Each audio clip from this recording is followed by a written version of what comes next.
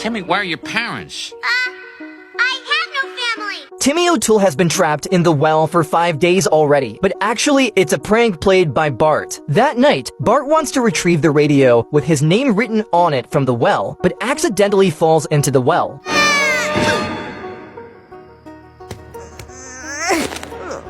What did I do to deserve this? Bart tells the police, "I'm Bart, hurry up and save me." In fact, there is no such person as Timmy O'Toole. The police also come up with an idea for a prank. They plan to just go home and go to bed. Guys? The reporter reports the truth of this incident. The next morning, Homer brings Bart a crusty doll. Ow! Knock it off, you bald boob! Hey, don't make me come down there! Like to see a fit. Why you let him? Put a man on him. Since Bart has fooled everyone in Springfield, people are unwilling to rescue him. In the evening, Marge brings Bart a sweater. Bart is so touched that he cries. Homer can't stand it anymore. He picks up a shovel and starts digging a tunnel to save Bart. When William sees this, he comes to help as well. Agnes, we've got work to do. Mo, being the ugliest person in Springfield, has basically lost his chances in the dating game. But what would happen if Mo turned into a handsome guy? The story starts when Homer delivers a calendar with Mo's pictures. All of Mo's pictures are covered by the calendar. When he finally gets to see his own photo. Am I really that ugly? Mo, it's all relative. Is Lenny really that dumb? Is Barney that drunk? Is Homer that lazy, bald, and fat? He is so horrified by his ugliness that he bursts into tears. Lenny tells Mo that if he doesn't want to hurt everyone's eyes, he could consider going to a plastic surgery clinic. Mo is deeply touched and decides to change himself. Hey, get out of there. The next day, Mo goes to the hospital. He plans to ask the doctor to do some minor adjustments. The doctor takes a look around at Mo and then accepts the challenge. Subsequently, the doctor starts drawing all kinds of lines on Mo's face. Then Mo is sent into the operating room. The doctor remarks that this is the ugliest person she has ever seen. I'm awake here. Uh-oh. This isn't anesthetic. It's milk car smell. After the anesthesia takes effect, the surgery officially begins. Soon it's time to remove the bandages. Hurry up! Beautiful. Okay, now do Mo. The doctor reaches a crucial moment in her career. Mo, now at the peak of his good looks, leaves the hospital contentedly. Mo starts his revenge plan. He finds his former crush, who rejected his invitation in high school because Mo was too ugly. Seeing the handsome Mo, the girl immediately launches a flirtatious attack. Run! Man, that felt great. Then they go to the TV station. It turns out that Mo has a dream of becoming an actor. When he went for an audition before, Angela, I'm afraid Thank you, next. the director rejected him because he was just too ugly. Little did the director know that Mo heard every word clearly. Now Mo finds the director and wants to take the opportunity to get revenge on him. I've been waiting all my life for this moment. Yeah. Homer, whoa, Homer! Change your plans. How on earth did Milhouse's dad, Kirk, become a dictatorial leader and rule the entire town of Skinner? It all started with the overloading of the weak electrical grid at Skinner Elementary School. The burning electrical grid ignited the old mayonnaise, and the accumulated stench surrounded the whole school. There was no choice but for the school to suspend classes. While studying at home, the children accidentally learned about a piece of dark history of the town of Skinner, the collapse of the Great Pavilion. And the mayor who built the pavilion happened to be Milhouse's ancestor, which made the Milhouse family feel ashamed. Looking at his dejected son, Kirk didn't know how to comfort him, so he could only go to the bar to drown his sorrows in alcohol. Coincidentally, Homer was there. Looking at his bankruptcy bill, Mo egged Homer on to invent products to make money, and at the same time, he boosted Kirk's morale, encouraging him to defend his stance. Who would have thought that these few words would change the fate of the town? After the school resumed classes, Kirk took on the role of a history censor and demanded that the school ban the teaching of the history of the collapse of the Great Pavilion. This sparked a fierce debate at the school meeting, and the supporters and opponents were deadlocked. As the conflict kept escalating, Kirk and his supporters took to the streets to protest. The situation between them and the opponents became extremely tense, and it seemed that things were about to get out of control. The mayor had no choice but to agree to Kirk's request. Who could have imagined that Kirk's ambition would keep growing bigger and bigger? In the following few weeks, Kirk transformed into a dictator of the town. In order to show off his achievements, he prepared for the opening ceremony of the new pavilion. At the ceremony, Kirk got so carried away that he played an electric guitar. Unfortunately, when joy reaches its peak, sorrow follows. The pavilion collapsed again, and the Milhouse family was once again stigmatized. In the future, when the teacher was recounting this period of history, Milhouse's descendant appeared and tried to wash away the shame of his ancestors. Did you know that Flanders is actually very evil inside? He's extremely destructive. To help Flanders learn to control his emotions, doctors spanked him for a year. After that, Flanders became unable to express his anger. Now, Flanders has reappeared in a mental institution. Just a day ago, Springfield town was hit by a strong hurricane. All of the residents' homes were intact. Only the Flanders family lost everything. They were forced to come to a rescue shelter, watching the children wearing clothes donated by others. His mentality has changed. At night, Flanders couldn't sleep. Only this Bible could give him hope, and the paper cut into his fingers. Why me, Lord? He raged against God's injustice. The townspeople rebuilt Flanders' house. Flanders couldn't wait to see his new home. As soon as he entered, a nail pierced his shirt. A toilet was installed in the kitchen. Bart shows the kids around the children's room. The boy tries to tear down a poster on the wall. I wouldn't take it down if I were you. It's a load-bearing poster. Flanders was not happy with the randomness of the construction. So, Flanders, what do you think of the house that Love built? He couldn't take it anymore. He cursed loudly at his neighbors. The public was shocked. Homer, you are the worst human being I have ever met. Then he drove away to the only place that could heal him. Bart thought he was playing a VR war game, but what he didn't know was that all of this was actually happening in real life. A few days ago, Marge mistook the diary of a psychiatric patient for Bart's. Marge and Homer were really worried about Bart. They found a set of sociopathy personality test questions and disguised them as interest and hobby test questions before giving them to Bart. However, Bart realized the true nature of this test while filling it out. He decided to play along with the ruse. Fine, I'll pretend to be the biggest sociopath in the world. And I only need to change 3 answers. Soon enough, Bart finished filling out the test. Well, the good news is that Bart just got his first 100% ever on a test. After that, with the guise of having a sociopathic personality, Bart caused all sorts of trouble. This made his family extremely worried, and they called a help hotline. They sent Bart to a mysterious institution, I wouldn't be surprised if you were the least messed up kid in the whole joint. We love you. where there were also some other children with genuine sociopathic personalities. The person in charge told them that the first task was to help the military test a drone simulator. Thanks to Bart's extraordinary talent, he not only passed the test, but also broke the historical record. In the end, though, the person in charge told them that this was actually a real war. Do you know how brave Bart's grandfather was when he was young? He commanded a team that struck fear into the hearts of the enemy. They almost successfully assassinated the enemy general. He could even prevent a bomb from exploding just with his muscles. He told these experiences to the children. But in the eyes of the children, these experiences became a clumsy joke. Their mocking laughter made Bart feel extremely embarrassed. He could only send his grandfather back to the nursing home. But at this time, grandfather received a strange letter. 7th Hellfish is dead! That means the fortune's almost mine. Abe went to the graves of his team members. There he met his old friend Burns. Both of them took out a key from their pockets. They pushed aside the weeds in front of the tombstone and inserted the key into the lock. Would you do the honors?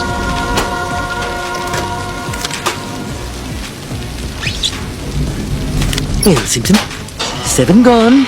As soon as you're in your pressboard coffin, I'll be the sole survivor and the treasure will be mine. Over my dead body it will!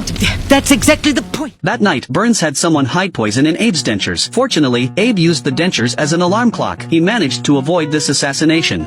Abraham Simpson, your family is here to visit you. Abe thought Homer was coming to take him home, but then he remembered that his family seemed to have never visited him. The assassination attempts kept failing. The assassin finally came up with a meticulous plan.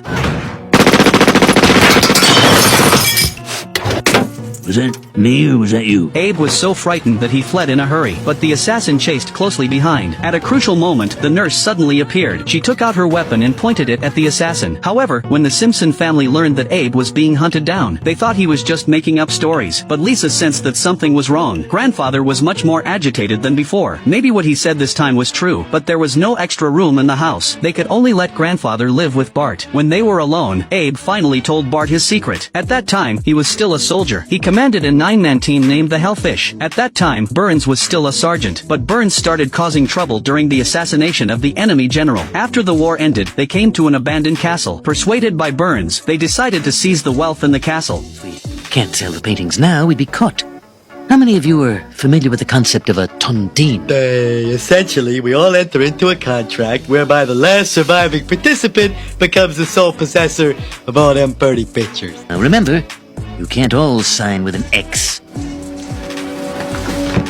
So we sealed up the paintings knowing only one of us would ever look upon them again. Burns got locked up in jail for stealing a famous painting. As he was being taken to prison, people along the way pelted him with rotten vegetables. Bart was eager to join in, but Marge stepped in and stopped him. She didn't want her family members to hit a person when they're already down. Where are you going? Shopping? Every time this town riots, the malls are deserted. Marge headed to the mall by herself, leaving Bart and Lisa at home to have fun. Meanwhile, Burns put Smithers in charge of the nuclear power plant. Once Burns arrived at the prison, he tried to bribe the warden, but it didn't work. After that, he was hauled into the bathroom and slammed against the wall by a powerful stream of water. Then he was led to the archives and pushed against the wall by the blinding light. Time for a cavity search. I haven't had a cavity in over 40 years. I wasn't talking about your teeth. Nor was I. Smithers made up his mind to be a boss who was good to his employees. He said yes to whatever requests the employees made. Homer complimented him, saying he was far better than Burns. Right then, Smithers went out to answer a phone call.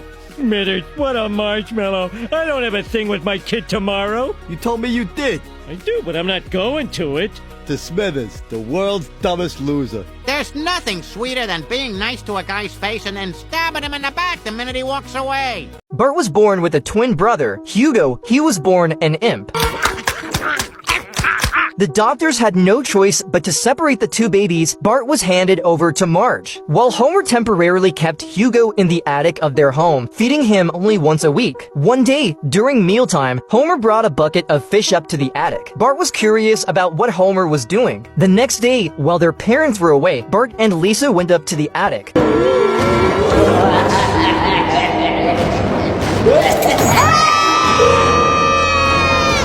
They ran out in fear. Just then, Homer and Marge returned home. Mom, Dad, we saw something in the attic! We saw something in the attic! After going upstairs, Homer discovered that Hugo had escaped. Marge called the doctor. The doctor told Bart about Hugo. Bart indeed had a scar on his stomach. They left Bart at home and went out to search for Hugo. However, Hugo had never actually left the house. What do you want from me? You'll see. After the surgery. Hugo wanted to sew himself and Bart back together, and he had even conducted experiments for this purpose. At that moment, the doctor appeared and stopped Hugo. He noticed that the scar on Hugo's stomach was on the left side, so Bart was the real evil. Oh, don't look so shocked. This boy designed a pair of trendy shoes based on the shape of Bart's head. Then, while wearing the shoes, he crashed right into a paint bucket. They named this pair of shoes Bart 1. My life has mattered. One day, Ralph bought a new pair of trendy brand shoes, and everyone in school was attracted by them. When he got home, Bart showed his parents pictures of the new shoes. He also hoped to have a pair of trendy shoes. His shoes hadn't been changed since season 1 to season 33. Homer was stunned when he arrived at the trendy brand store. The line of people extended from one end of the street to the other. The next day, Bart was shocked when he saw the shoes. He vowed to be filial to his father when he grew up. He put on the new shoes and went to school, astonishing the classmates at the school gate. Bart jumped down the steps on his skateboard, and the shoes fell apart in mid-air. Bart started to live, scream, grabbed the pair of broken shoes, and threw them in front of the clerk. But the clerk said these shoes weren't from their store and were fake. More and more people in the store started live, streaming, saying that he was trying to get a refund with fake shoes. Bart stated his position again, saying that his father had queued for a long time to buy these shoes. Homer rushed over immediately after seeing the live, streamed to stop his son from returning the shoes, and admitted that the shoes were fake. We have underpants. You've ruined me! Please like and subscribe. Bart's emoji had already appeared on the internet, and some people even choreographed a dance. At this time, the owner of the trendy brand store came to the Simpsons' house. He apologized for the insult his clerk had given to Bart. As compensation, he brought 2 boxes of trendy brand skate shoe sets. Grab a board, show me what you got. I can't skate unless I'm holding a Dr. Pepper salami twister. Bart stole something in the store, but he was caught on the spot by the security guard. Bart was extremely nervous. He proposed to buy the game with money, but the security guard insisted on calling the Simpson family. Fortunately, his parents were not at home. The call went to the voicemail. I'm okay. I've really learned my lesson. Can I please go now? Considering that it was Bart's first offense, the security guard decided to let Bart go. Bart rushed home as fast as he could. He wanted to change the phone recording before his parents heard it. He thought his parents would never find out about this, but Marge announced some news. The place where they were going to take a family photo was that very store. Afraid of being seen by the security guard, Bart decided to disguise himself, but Marge hoped that Bart could take a nice photo, because every time they took a family photo before, Bart would cause trouble. Being too scared, Bart saw everything around him as the appearance of the security guard. He looked around anxiously, fearing that the security guard would see him. Homer mistakenly thought that Bart was tired from walking. He carried Bart on his shoulders. The family soon arrived at the place where they were going to take the photo. Bart anxiously urged the photographer to be quick, but the security guard still noticed Bart. The security guard grabbed Bart and pulled him out. After learning that Bart had stolen something from the store, Marge initially thought the security guard had misunderstood Bart, but the security guard took out the surveillance video of that day. However, Marge still firmly stood on her son's side. Bart thought his mother had forgiven him, but the next morning, he found that Marge didn't call him to have breakfast as usual. There were no of his favorite jelly beans in the hot chocolate. Even the snowman built by the family didn't have a part representing Bart. Bart asked his family why they didn't ask him to build the snowman together, but Marge told Bart that there was still some snow under the car. He could build one by himself, but compared with the clean snowman built by his family, his own snowman looked so dirty. This thought made Bart very angry. Hey Simpson, look what I swiped from Try and Save! It's a replacement tire for a wheelbarrow! Huh? I knew you'd like it! Ha ha ha ha! Everybody thinks I'm the black sheep. Well, I'll show them what a black sheep can do. Bart, due to excessive consumption of junk snacks, changed from a handsome guy to a chubby boy. Wherever he went, it was like the earth was splitting and the mountains were crumbling. Even the streetlights were bent by him. Be careful!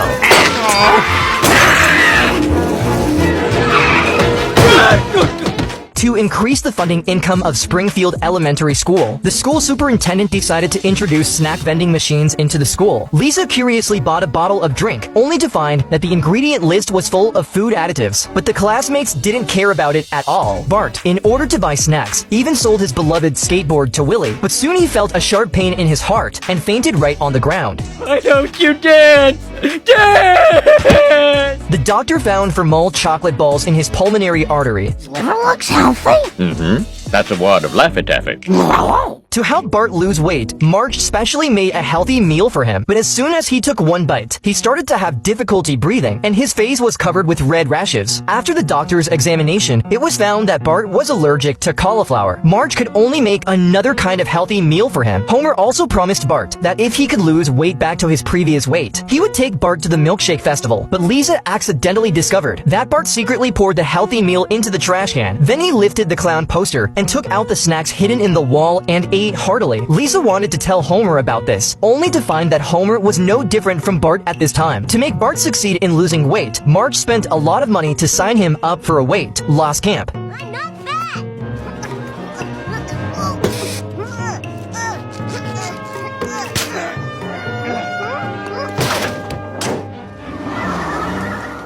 On the first day Bart arrived at the weight loss camp, the coach gave him a devil. Like training, they had to get up at 5 a.m. and go for a morning run with the coach on their backs. As soon as they showed a little dissatisfaction, the whip would land on him. Then the coach asked the trainees to pour ice cream into the trash can. For every spoonful they threw away, they had to say how much they hated ice cream. But all the ice cream they threw away ended up in Bart's mouth. Son, I'm going to tell you a story about a young man who came here and failed. Well, that is the story. I shouldn't call a sentence a story. Anyway, it's you! Look, I'm really sorry. Now let me get that ice cream off your shoe.